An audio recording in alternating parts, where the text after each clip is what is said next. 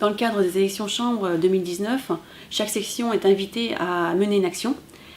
Cette action, nous l'avons donc effectivement menée cette semaine. Nous avons fait le choix d'inviter Pôle emploi, qui nous a présenté leur dispositif de recrutement pour accompagner en fait les demandeurs d'emploi.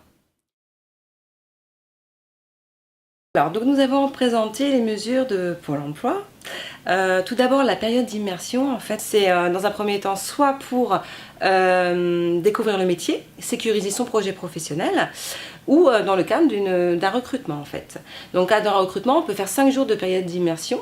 Ça sécurise en fait le candidat et aussi l'entreprise qui souhaite recruter. Alors, on va avoir une action de formation préalable au recrutement.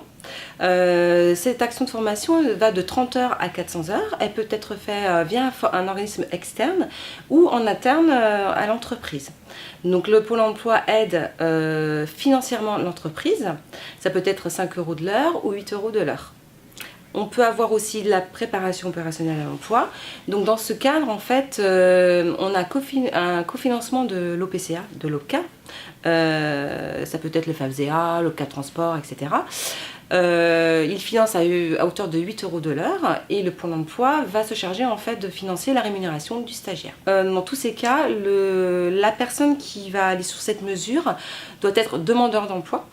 Et elle ne rentre pas en fait pendant ces mesures dans les effectifs de l'entreprise. En fait, on a mis en place le parcours TPME.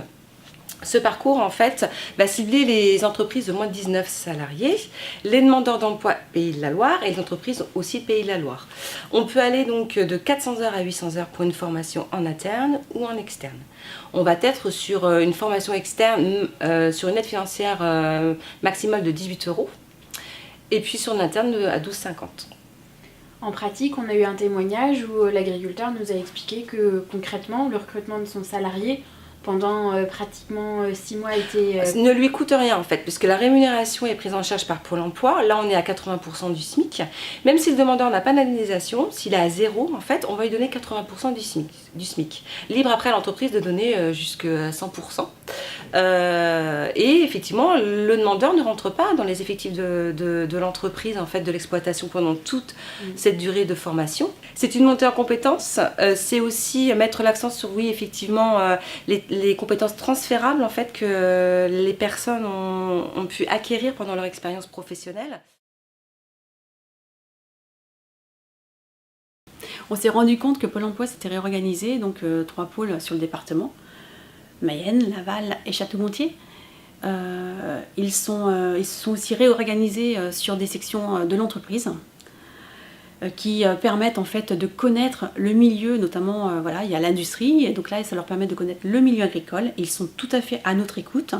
Ils vont aujourd'hui même dans les exploitations pour accompagner les demandeurs d'emploi avec certains dispositifs qui sont très intéressants, qui vont apporter beaucoup de choses aux exploitations qui vont les mettre en place.